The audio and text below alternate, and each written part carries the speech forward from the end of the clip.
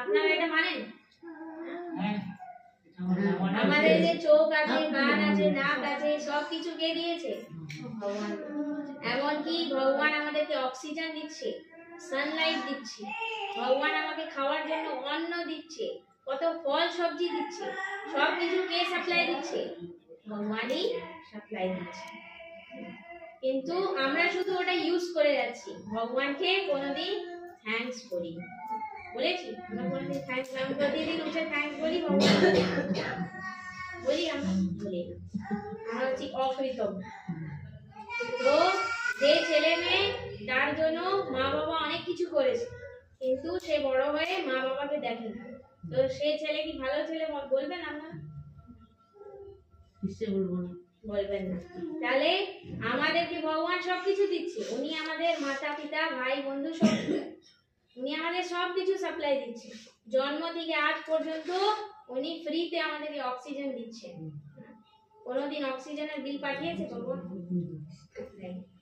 ভগবান জন্ম থেকে আজ পর্যন্ত আমাকে সানলাইট দিচ্ছে। সূর্যের লাইট যখন উঠে তখন সবার বাড়ির লাইট বন্ধ হয়ে যায়, আর সূর্য যদি না ওঠে তাহলে লোক মরেও যায়। সূর্য যদি না ওঠে, আপনারা বিদেশে যান, অনেক জায়গায় এরকম আছে যেখানে সূর্যের আলো আসে না, সেখানে লোক কি করে না আত্মহত্যা করে, কেননা সূর্য নেই। অন্ধকারে কি জীবন? কিন্তু ভগবান আমাদেরকে এই সূর্য দিচ্ছে, কিন্তু আমরা এর ভ্যালু বুঝি না।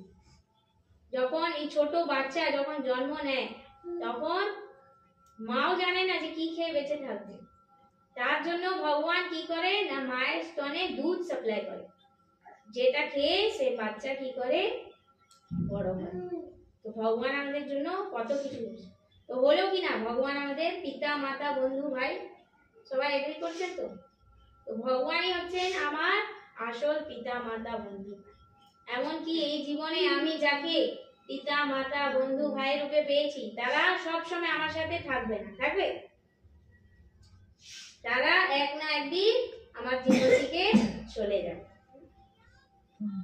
হয় মৃত্যুর রূপে আসবে, মৃত্যু রূপে হয়তো তার থেকে আমার বিচ্ছোহ হবে, নয় মনোমালিন্য হয়ে তার থেকে বিচ্ছোহ হবে, কিন্তু বিচ্ছোহ তো হবে।